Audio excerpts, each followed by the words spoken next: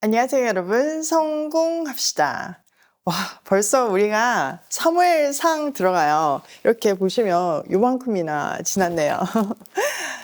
성경을 매일 보면서 정말 너무 보석 같죠. 저도 매일 아침 준비를 하면서 얼마나 감사하고 또 감동인지 몰라요. 자, 오늘은 사무엘상을 들어가기 전에 전체 그림을 한번 보고 들어가려고 해요. 전체 그림을 봐야 숲이 보이고 나무 하나하나가 제대로 보이잖아요. 일단 사무엘상은요, 이스라엘이 사사시대에서 왕정시대로 전환되는 격동의 시기를 다루고 있어요. 이 책은요, 사울 왕조의 실패와 다윗 왕조의 성공을 대조하면서 하나님의 통치 원리를 보여주는데요. 핵심 주제는 사무엘상 16장 7절 사람은 외모를 보거니와 나 여호와는 중심을 보느니라.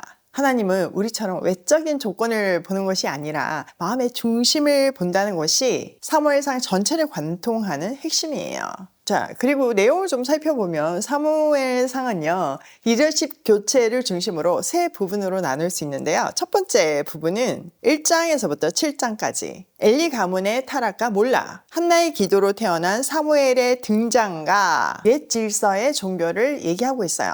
두 번째 단락은 8장에서부터 15장인데요. 백성들이 왕을 요구하죠. 사울의 기름 부음과 즉위, 사울의 중대한 불순종과 버려짐, 인간적 왕정의 한계를 보여주고 있어요.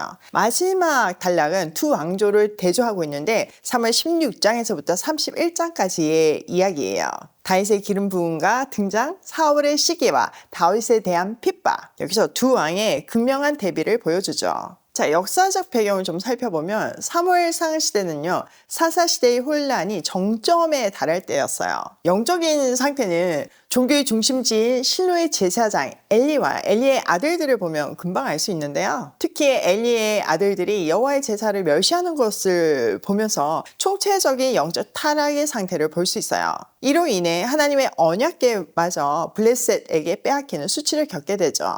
자, 그 다음은요, 정치적인 위기인데요. 사사들이 사라진 후에 이스라엘의 영원한 강적 블레셋이 지속적으로 위협해서 시달리고 있었어요. 이 국가적인 위기감 속에서 백성들은 하나님을 더 붙들어야 되는 것이 답이잖아요. 그런데 더 이상 우리도 안 되겠다. 이웃 나라들처럼 눈에 보이는 강한 왕을 달라. 이렇게 왕을 요청하는 직접적인 배경이 되었어요. 또 시대가 이제 신정 정치에서 왕정 정치로 변환하는데요. 사무엘은 사사 시대의 마지막을 마무리하고 왕정 시대를 여는 교량 역할을 하는 핵심 인물이었어요. 백성들이 왕을 요구했을 때 하나님은 백성들이 나를 버려서 자기들의 왕이 되지 못하게 하였다 라고 말씀하셨죠. 이것은 왕정의 요구가 근본적으로는 하나님의 통치에 대한 거부였음을 의미합니다. 하나님은 늘 그렇듯이 이들의 요구를 들어주시지만요, 이스라엘의 왕정 체제가 오직 하나님의 주권 아래서 왕은 하나님의 대리 통치자 역할을 해야 함을 사울의 실패와 다윗의 성공을 통해서 확실하게 보여주시죠.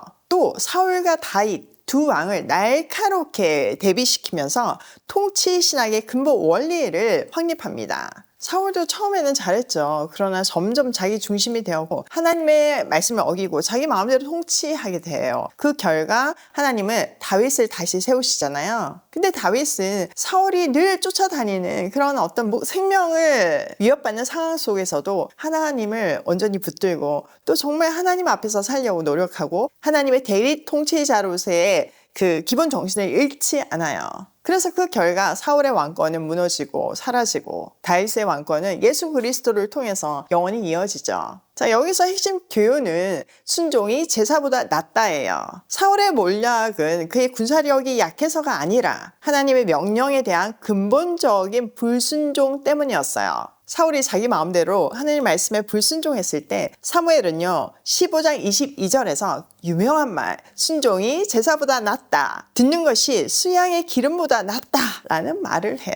외적인 종교 행위보다 하나님 말씀에 전적으로 순종하는 것이 왕권 존립의 이유임을 분명하게 알려주고 있어요. 왕권뿐만 아니라 우리 삶도 마찬가지예요. 구속사적인 의미도 좀 살펴보면요, 사무엘상은 다윗 왕조를 영원한 통치 계보의 기초로 확립합니다. 이 다윗 왕조는 사무엘하 7장에 사상에 다윗 언약을 통해서 견고해지며 궁극적으로 다윗의 혈통을 따라오실 예수 그리스도에게서 완전히 성취됩니다. 사사기, 룻기, 사무엘상으로 이어지는 구속사적인 흐름을 좀 살펴보면요. 사사기는 왕이 없어서 멸망하는 인간의 모습이었고요.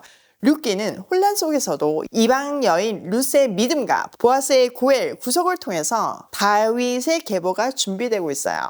사무엘상은요, 그 계보를 통해서 세워진 다윗 왕권의 신정적 통치 원리를 제시하면서 3대 왕의 필요성을 확증하고 있죠.